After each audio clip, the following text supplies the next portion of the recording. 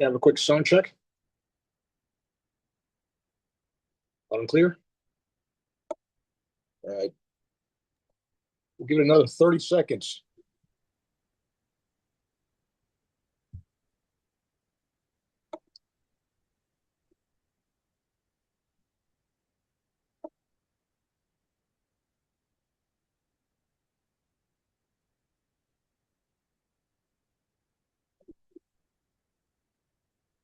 Thanks, Gerard. I'm going to let the participant numbers go up for another minute. I said 30 seconds, but we'll wait another minute. I heard you say 3:03, so I'll give it another minute. All good. Thanks, Sherman.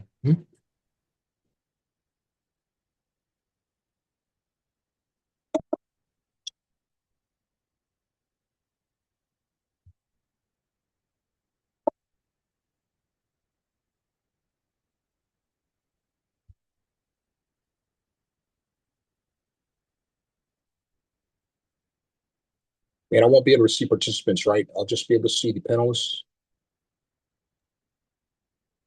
That's correct. Okay.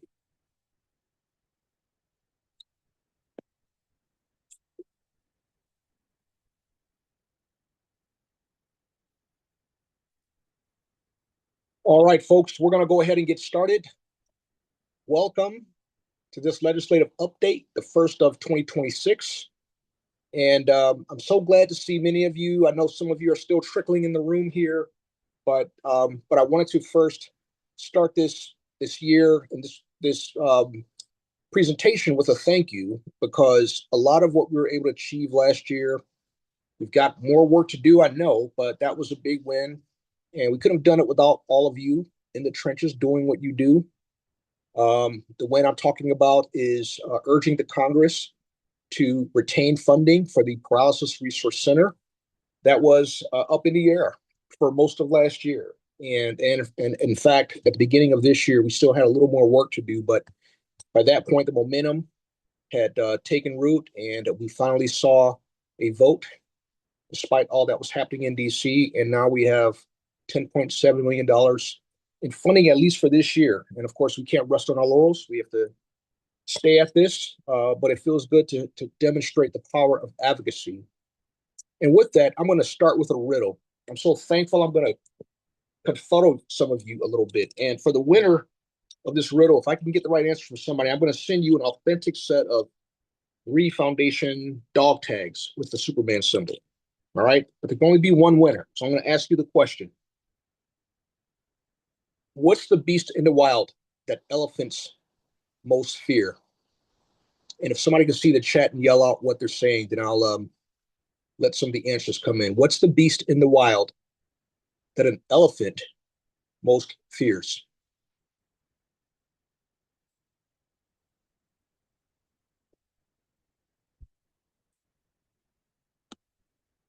Anybody giving us any answers yet?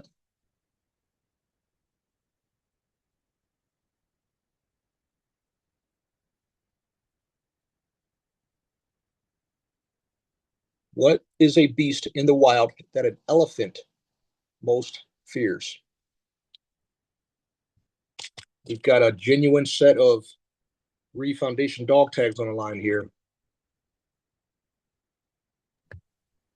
It looks like we have a hand up from Jamie. She can just type it in.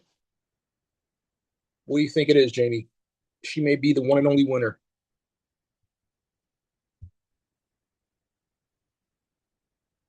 I know I have everybody waiting with bated breath, so I'm not going to keep you all. Okay. And this is important. There's a reason why I'm asking this question. So, what is a beast in the wild that an elephant most fears?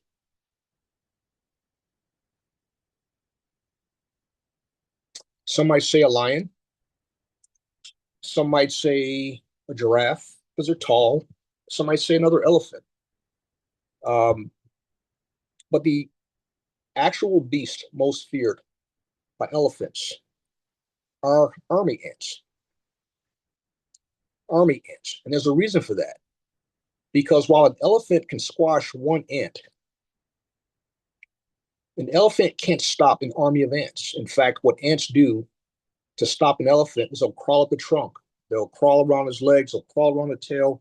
They find ways to get into the parts of the elephant that matter, to get movement. And sometimes all you can feel like one single ant out there fighting an elephant, it does take an army of you, as we've proven, an army of you to do the work that you do. And some of you might not believe this, but it doesn't take much. All it takes is about 5 to 10 phone calls on a single issue to create a trend. If you want to get them a little bit more worried, you get about 20 people, 20 to 50. All right. You may have the member asking for an issue brief. It doesn't take a whole lot to get things stirring, but it does take coordinated effort. And you all proved that last year. And so I want to, as we talk about 2026 and all we're trying to do, I want you to think of yourself as a colony, I guess, a colony of army ants taking on the elephant, right? Or the donkey, whatever. It's not a political thing. But that's what the work requires. We can't do this by ourselves as individuals. We do this as a collective effort. Gerard, you want to go to the next slide? And so with that, today's agenda, we're going to introduce the folks that are going to co-present with me today. I am Sherman Gillums. I am the Senior Director of Public Policy and Advocacy for the Reeve Foundation, for those who don't know me. I started last July, but I've got some really experienced folks who are going to follow me to cover all aspects of legislative advocacy that we do here. In a minute, I'll introduce John, who will follow me, but we'll go to the next slide, and we'll have each speaker introduce themselves as they come up. Next slide. I want to put this up here because this is essentially our entire effort this year for fiscal year 26 and 27. We're going to focus on several federal advocacy priorities. And as many of you know, we were successful in making sure that the legislation got voted into law to put $10.7 million into the federal funding for the PRC, but we also had a collateral effort to ensure that the spinal cord injury research program also received or retained the $33 million that was taken out of its coffers at the beginning of last year, and that has been restored. So we had successes on two fronts, right? But we're going to continue to press that message for the remainder of the year and into next fiscal year 27. We're also going to focus on caregiving and home and community-based services because we heard from you. The 2024 survey we sent out it out every 2 years, but that survey highlighted caregiving and home and community-based services as a major priority for those of us, for those of you who we work for here on Capitol Hill. So we're going to put that as our top priority this year and make sure that our caregivers are heard, and that those of you who are relying on home and community-based services are also heard in our efforts here on the Hill. And as you know, the Paralysis Research Center and federal funding for that is going to remain a priority. And then lastly, we're going to make sure that through our coalition efforts and our partners, that civil rights and access in areas such as travel, access to care, all those areas continue to get better and better. And we're going to continue to follow that. We're going to measure our success. We're going to continue to report out to you and be accountable to all of you. Next slide, please. I'm going to turn it over to my friend, John Sawyer, who's going to start with the congressional update. Mr. Sawyer. Great. Thank you so much, Sherman, and thanks so much to everybody for being here. My name is John Sawyer. Had the privilege of working together with the Reeve Foundation alongside my colleague Celicia Lomax.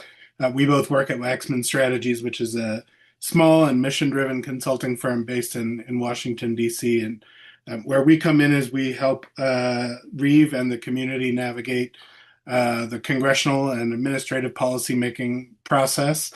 So we want to give some updates, and Sherman has already begun to allude to sort of some of the state of play, but we can go to the next slide and I can share where things stand.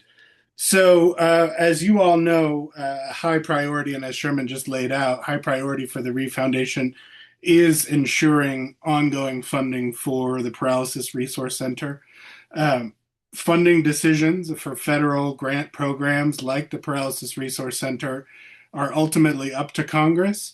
The administration oversees the grant programs, and the administration issues a budget proposal at the beginning of the year to set out their request to Congress and their priorities, but ultimately it's Congress who makes these decisions in a final way. And so you heard us talking for a lot of the year last year about the fight that we knew that it would be to continue paralysis resource funding, center funding this year. As a reminder, last year the administration began the budget process with a proposal that would have eliminated the PRC, along with many other federal programs inside HHS, inside ACL, the Administration for Community Living, and across government. There were a number of programs, a wide number of programs that were proposed for elimination, including the PRC. The good news is that after an extensive process, Congress did finally pass final appropriations legislation in January. And that legislation, which was represented a bipartisan compromise between House and Senate, Democrats and Republicans, did in fact include full funding for the Paralysis Resource Center in the coming fiscal year of $10.7 million. And Sherman said this, but I just want to underscore, that victory and that continued availability of those critical resources would not have been possible without all of you and the direct legislative engagement that you undertook last year, the meetings you had with members of Congress and their staffs, the phone calls you made, the action alerts you responded to, the webinars like this one that you joined. It is no small task to overcome a budget proposal that calls for a funding cut and secure from Congress full funding in a final package. Similar to the PRC, and Sherman alluded to this as well, the final bill also included full funding for other key priorities for Reeve and for the community as a whole. The National Institute for Disability, Independent Living, and Rehabilitation Research, or NIDLR, received full funding. Sherman alluded to the Spinal Cord Injury Research Program, which is part of a Department of Defense program called the Congressionally Directed Medical Research Program, or CDMRP, also saw full funding.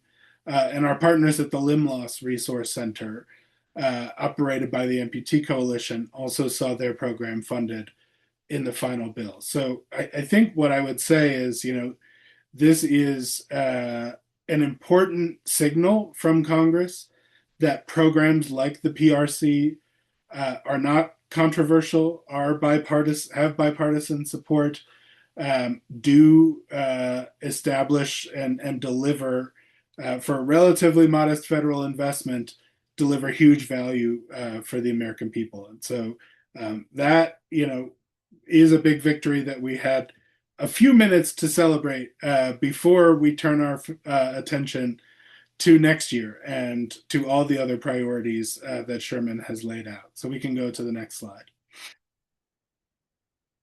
As I said, just as the FY 2026 process wrapped up, I'll note probably about 3 months into the actual fiscal year 2026 is when Congress finalized the appropriations. That means they begin the FY 2027 process very, very quickly. So that fiscal year goes from October 1st of this coming year to September 30th of 2027. As I said, the FY 26 bill came months into the current fiscal year. And so what the steps in that process, just as a reminder, we'll see a new president's budget proposal. That proposal will lead to hearings on Capitol Hill where cabinet secretaries, in the case of Health and Human Services, Secretary Robert F. Kennedy Jr., will come in front of Congress and take questions, present the budget request and take questions about that request. Congress also solicits input from outside groups and from stakeholders like the Reeve Foundation. We always submit congressional testimony and put our name in the ring for in-person testimony. That process will play out over the spring.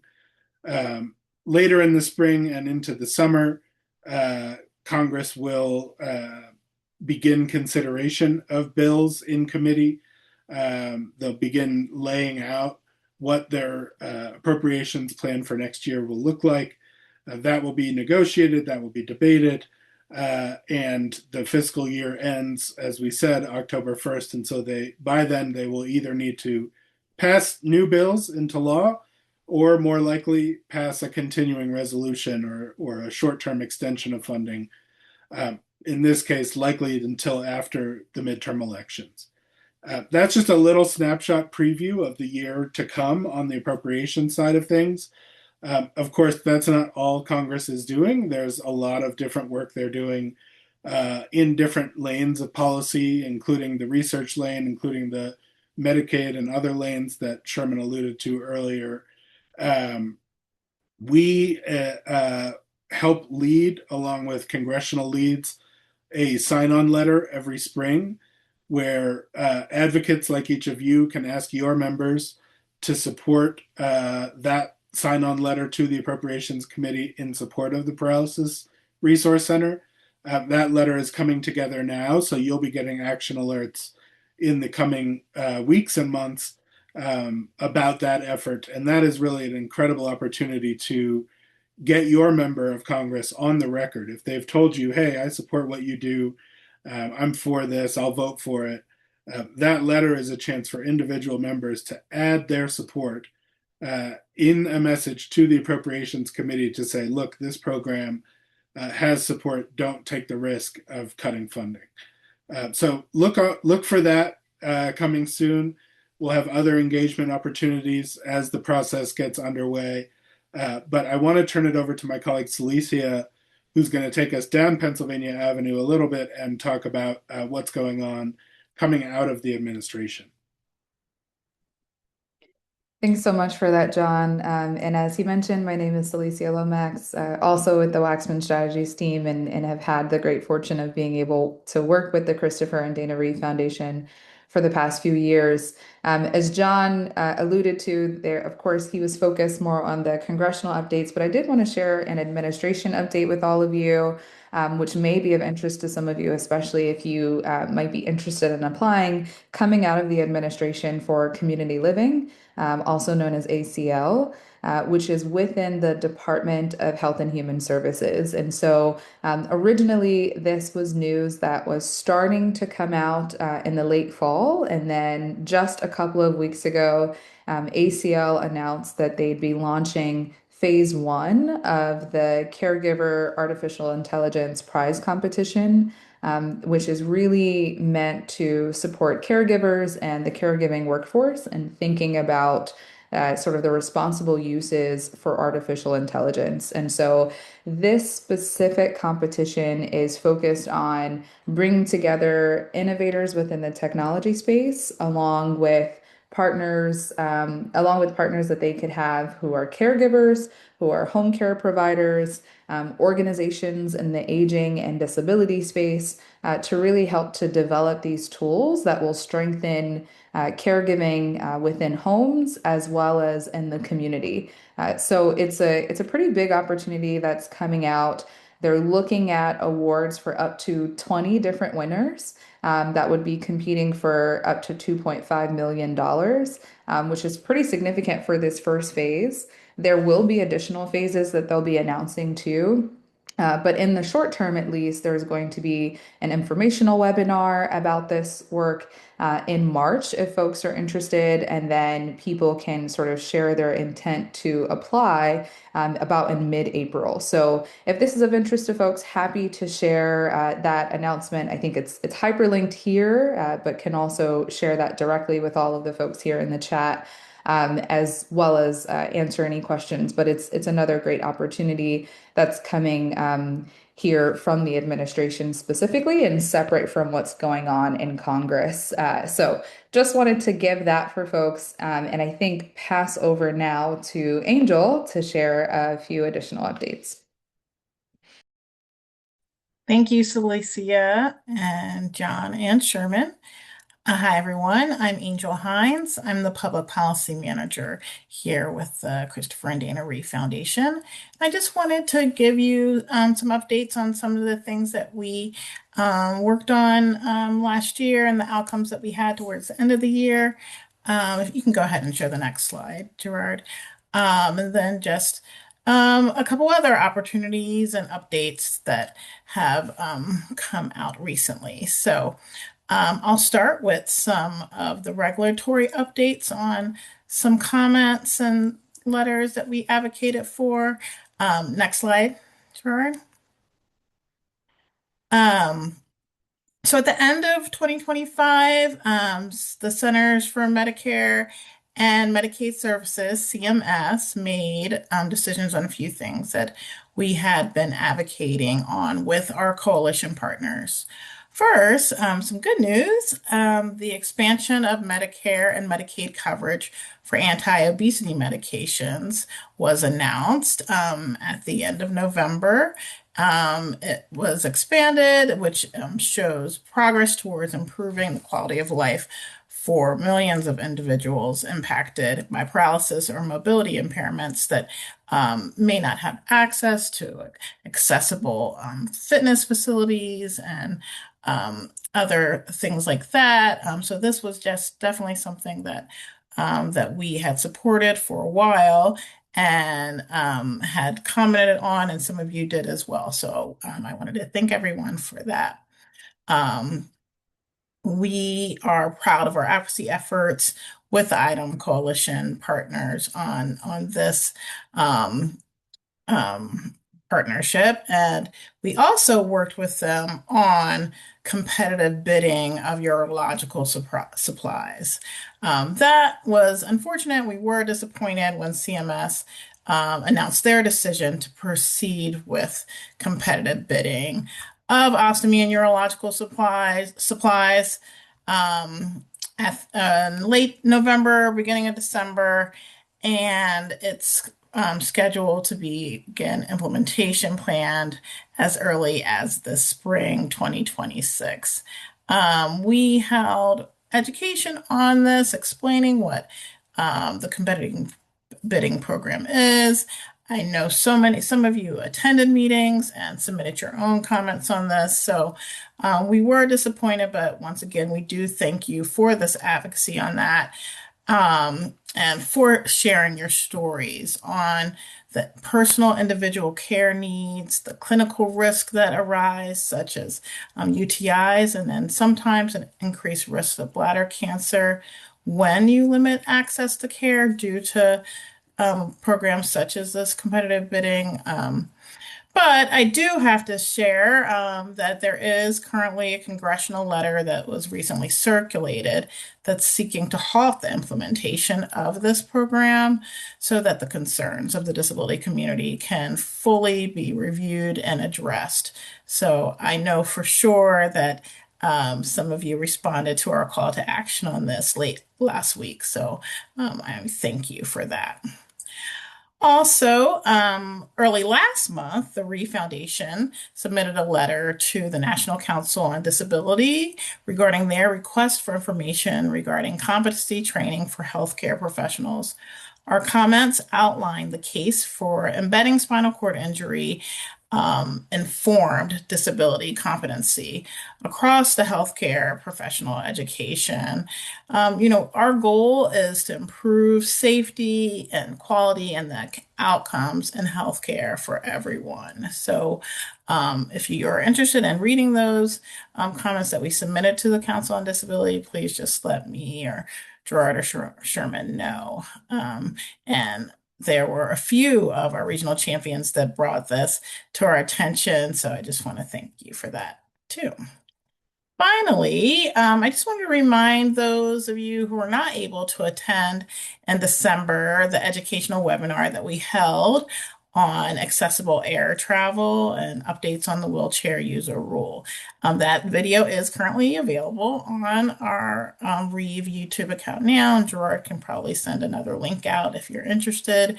In that webinar, we talked about how the administration will be providing a revised version of the wheelchair user rule for accessible air travel. We haven't heard more on when this is going to be released. It's looking like it will be late summer, possibly August 2026. We're still pending that announcement, but please stay tuned for a follow-up on that webinar. We're going to have another one on this topic later in spring or early summer. Okay, next slide. Now, I just wanted to provide updates on ABLE accounts. These are the Achieving a Better Life Experience account. ABLE, which is a financial tool, a savings program for people with disabilities, which allows for protecting the eligibility for your benefits while you save. They're currently offered in 47 states and DC and Guam. But if you live in a state like I believe Wisconsin doesn't offer these state ABLE programs, there are many states that do allow people across state lines to sign up for their program and save. So it's pretty cool. Qualified expenses include transportation costs, education, legal fees, health and wellness, various things. So this is something that we have worked on since I've been here at Reeve on advocating for this, and we will continue to do that. But I just wanted to give you a couple more updates of things to legislation that came into effect in 2026 around ABLE. So the annual contribution limit was increased to, you can contribute to your ABLE account up to $20,000 in 2026. But one of the most exciting ones, and this was a bill that we supported and endorsed, and so I was so happy to see it signed into law, that it increased the eligibility for the accounts. It had always been, since the initiation of the ABLE Act, you could sign up for an ABLE account if your onset of disability was prior to age 26. So if you were unfortunately in a car accident at the age of 26 or 27, you would not be eligible for this. But now your onset of disability has been expanded up to age 46. So there have been, the numbers are going up right now of people enrolling for these and signing up for these accounts now that they're eligible. Also, there's a permanent provision that is now in place where you can roll over money from, if you have a 529 account, to your ABLE account, which will allow for these funds for a college savings plan to be rolled into an ABLE account tax-free. And there is also some pending future legislation that's bipartisan that was introduced by Senator Klobuchar in 2025 and co-sponsored by Senator Schmidt, Van Hollen, and Morand. And this would allow you to choose at your employer if you want money to go into, say, like your 401k account or your IRA or an ABLE account. So we are definitely supporting this, and I will continue to update you on anything that happens with ABLE. If you want to find out more, Gerard's going to send you the website link to abletoday.org. We also have an ABLE account fact sheet on our website, so we can include that as well. And my final update, next slide, Gerard, is a research opportunity. We have been a participant of a wheelchair repairs working group that is led by the Kessler Foundation, and they are currently seeking participants to participate in interviews and surveys so they can understand more and study the effects of wheelchair breakdown and the repair experience. If you're interested in learning more, participating in one of these interviews, reach out to me or Gerard, or we can also just send this flyer with the follow-up. And now I will turn things over to Gerard.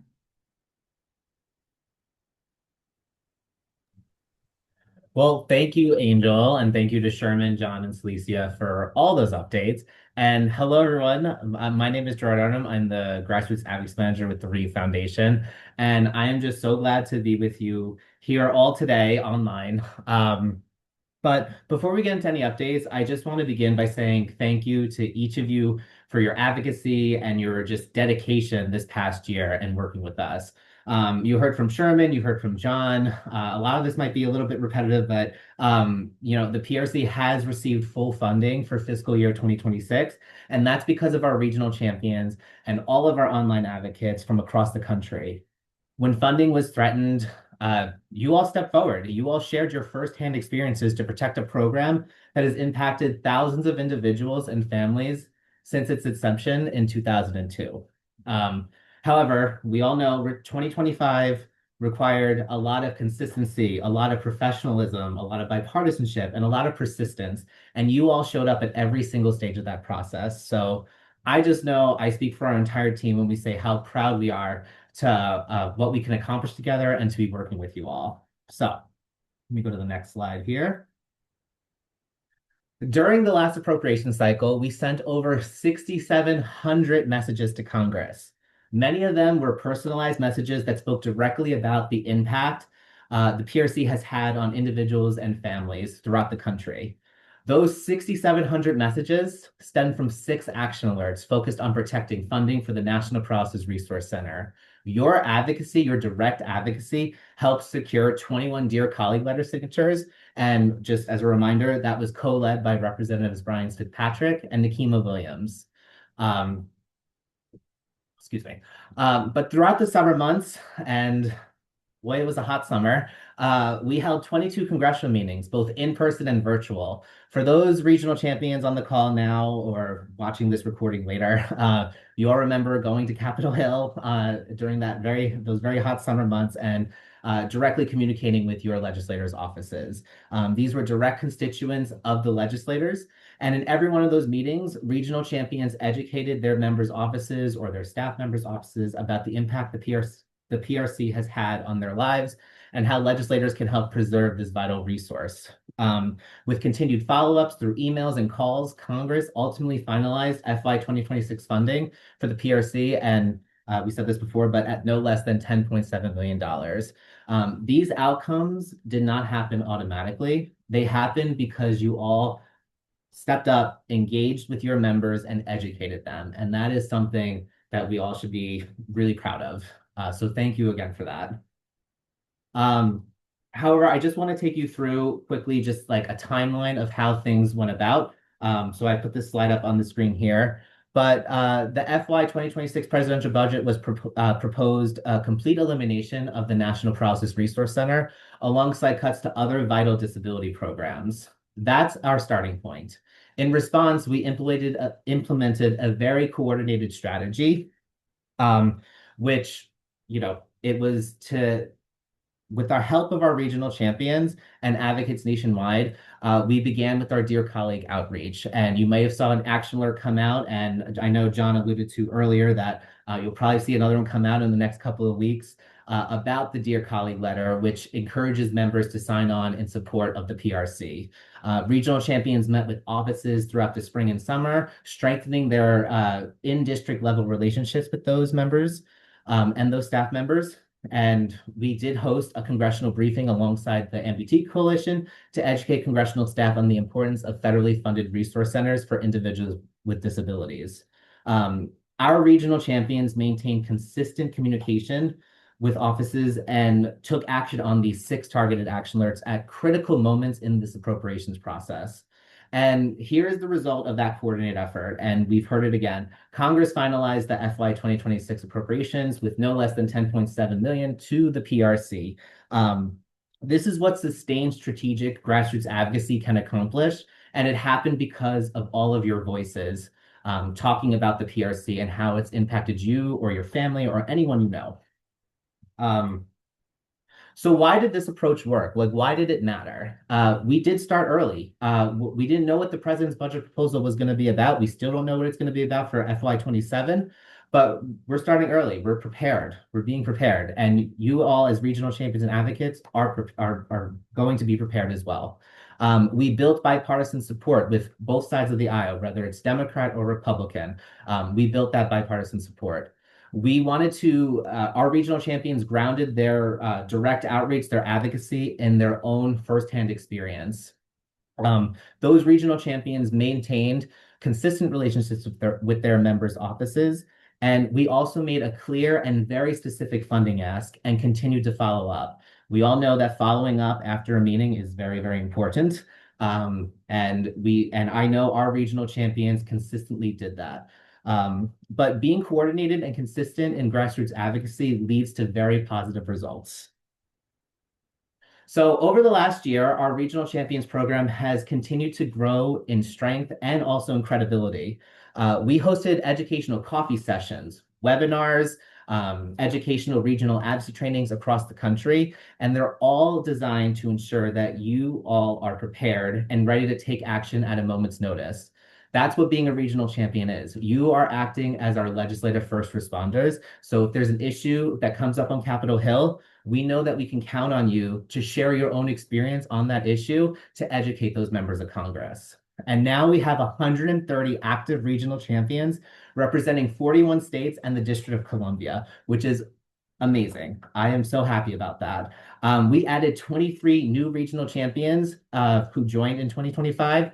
And in the last, I guess now the month's almost over, but in the last 2 months, we've also increased our regional champions roster as well. So I'm so happy about that. However, if you're watching now or listening to like this recording later, and you live in one of the 9 states listed on the slide, which is Idaho, Utah, Nevada, North Dakota, South Dakota, Nebraska, South Carolina, Rhode Island, or Vermont, please consider joining the Regional Champions program. We're always looking for new champions to advocate for our public policy priorities. And I strongly encourage you, if you know someone who lives in those states, please reach out to them. Send them my contact info, or you can send the contact info to me and I can reach out to them. But if you're interested, just reach out to me directly. This network is not just growing, it's becoming recognized, especially on Capitol Hill. So this means congressional offices, they recognize our champions. They recognize our regional champions. They understand who their constituents are and who they represent while they're on Capitol Hill. It means that when you reach out to an office, offices know why you're calling and who you're with. It means the paralysis community has a trusted in-district level voices across the country, and it means grassroots advocacy directly influences federal outcome. So you're not just participants, you're credible advocates in your district whose stories strengthen our data and really promote our advocacy priorities. So again, thank you for that. As we look ahead, though, and I know John and Sherman also alluded to it as well, but as we look ahead, our work defending the PRC will always continue. We will remain focused on protecting funding, the federal landscape, and this past year can be a great example, can shift very, very quickly. But we want to keep having that proactive engagement. We want to expand our in-district level outreach and increase in-district meetings with regional champions and their members, or advocates too. We will continue growing the Regional Champions program so that every state has strong representation. I know that just having one regional champion from one state is great, but our long-term goal is to get a regional champion in all 441 congressional districts. But our short-term goal is to cover the map and have at least one in every single state. And Sherman showed this on the previous slide earlier, but our advocacy portfolio is broader than just funding alone. This cycle, we want to focus on advancing additional priorities, including paralysis research advocacy, civil rights and access issues, and policies related to caregiving and home and community-based services. So this means that advocating for continued investment in research, defending civil rights protections and access to transportation, healthcare, community living, and it means elevating the voices of caregivers and individuals who rely on HCBS to live independently and healthy. So like I said, our earlier slide, which I will also send all these slides out in our follow-up email, but those have our advocacy priorities on them. And we want to build a comprehensive presence on Capitol Hill. So like one meaning protecting PRC funding, advancing research, defending rights, and supporting independence and better quality of life for anyone who's impacted by disability. So that brings us to the end of my update. We do have time for questions. It is 3:42 or 3:41. But I want to close by just thanking you all again for using your individual experience to create such a positive outcome. All of our voices, your voice, all of our voices collectively protect programs like the PRC, doing outreach to your congressional offices, it builds trust, and your consistency ensures that individuals and families impacted by paralysis continue to have access to critical resources. So truly, thank you for your dedication and thank you for your professionalism and your belief in this work. I'm so proud to work alongside each of you, and I'm very excited for fiscal year 2027 appropriations. And lastly, just don't forget to check out our events page on our website for any upcoming webinars. And as always, feel free to reach out to me directly with any questions. I love getting emails from our regional champions, and you probably will be seeing me on social media when the Dear Colleague letter outreach starts, so be prepared for that. But I'm going to throw it back to the group and just thank you all again. Does anyone have any questions? Gerard, it looks like there is a question for you in the chat or in the Q&A from Jamie, who is based in Utah and is Utah, okay. potentially interested in becoming a regional champion, and was wondering if you could perhaps share your email with everyone in the chat or through the Q&A box. Yes, just give me 1 second, Jamie. Thank you, Celicia. Let me just figure out how to do that. Here we go. I'm just typing in now. There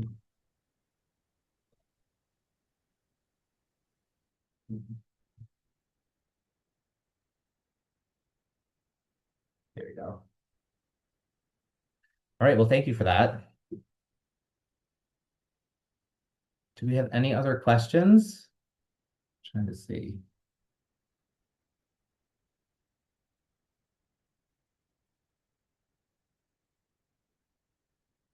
All right, well, I am not seeing any open questions or comments in the chat.